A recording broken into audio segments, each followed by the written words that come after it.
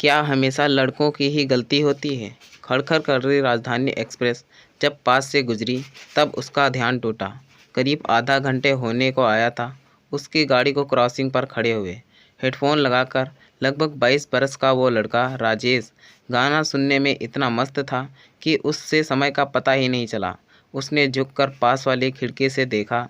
रात के उस सन्नाटे में खड़-खड़ करती राजधानी एक्सप्रेस की आवाज़ और अंधेरे में चमकती ट्रेन की खिड़कियों ने उस आम आदमी को इतना खास बना दिया कि लगभग आधे घंटे से स्टेशन पर खड़ी उस लोकल गाड़ी का वो लोकल पैसेंजर सोच के सागर में डूबकर खुद को राजधानी एक्सप्रेस के एसी कोच में महसूस कर रहा था।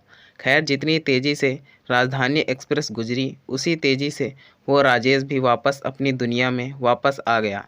बाहर का सन्नाटा बढ़ रहा था और ट्रेन के उस लोकल डिब्बे में शोर अपनी जगह बना रहा था। लोग अब व्यंग्यात्मक रूप से सरकार और रेलवे पर अपनी भावनाएं व्यक्त कर रहे थे। लगता है ड्राइवर को नींद आ गई है, एक महाशय ने कहा।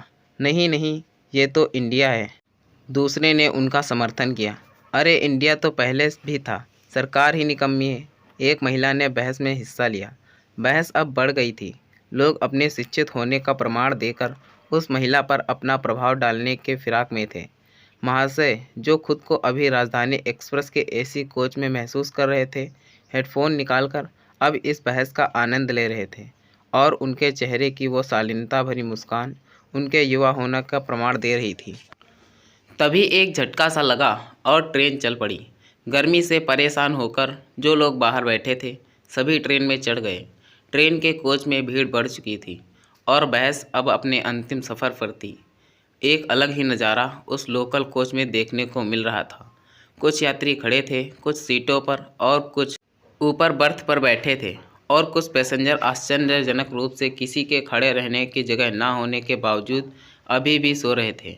राजेश लगभग पिछले 2 घंटों से खड़ा था। वो शायद उस सोती हुई महिला को परेशान नहीं करना चाहता था जिसकी साथी महिला ने अभी हाल ही में हुई बहस में अपनी जीत दर्ज कराई थी। लेकिन सुबह होने वाले अपने यूपीएससी एग्ज़ाम के पेपर की तैयारी के कारण उसने सीट पर बैठना ही उचित समझा। थोड़ी देर में जब वो महिला उठकर बाथरूम की ओर गई तो सही समय देखकर राजेश सीट पर बैठ गया। काफ़ी समय खड़ा रहने के कारण अब उसे बड़ा आराम मिल रहा था। लेकिन कुछ देर बाद वो महिला वापस आई तो उसने भैया जरा उठना जैसे मार्मिक शब्द का प्रयोग कर राजेश को उठा दिया और खुद सो गई। इस बात का राजेश को बुरा तो लगा, लेकिन किसी का इस ओर ध्यान नहीं गया। शायद रात के उस आगोश में सब अपनी दुनिया में व्यस्त थे। अब राजेश फिर से खड़ा था, लेकिन उसे पता था कि वो ज़्यादा देर तक खड़ा नहीं रह पाएगा। थोड़ी देर खड़ा रहने के बाद जब उसके पैरों ने जवाब दे दिया तब उसने बैठना ही उचित समझा। इस बार वो सीधा उस महिला के पैरों के पास जाकर बैठ गया। आदमी और औरत में फ़र्क ना समझने वाली इस पीढ़ी का ये युवा नौजवान तो बस अपने कल होने वाले यूपीएससी पेपर के बारे में सोचकर रात के इस सन्नाटे के गुजर जाने के इंतज़ार में था। लेकिन इस सन्नाटे में आने वाले शोर से बिल्कुल अनजान, हल्के हल्के नींद के झोंकों के साथ छोटे से शहर का वो लड़का अपनी ज़िंदगी का वो हंसी सफ़र तय कर रहा था जो उसके सपनों को हकीकत में बदलने वाला था।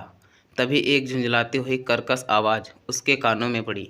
दिखता नहीं है, लेडीज सो रही है, यहाँ कैसे बैठ गए? उस महिला ने कहा। मेरा सुबह पेपर है, मैं कब से खड़ा था इसलिए बैठ गया।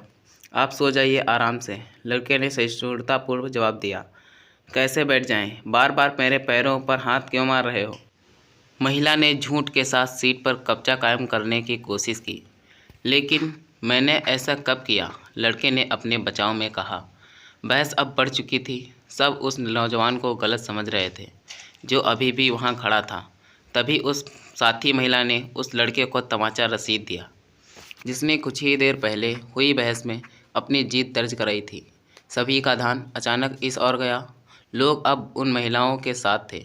नारी शक्ति अपने पूरे स्वभाव पर थी और पुरुष वर्ग नारी के सम्मान में अपना फर्ज निभा रहा था।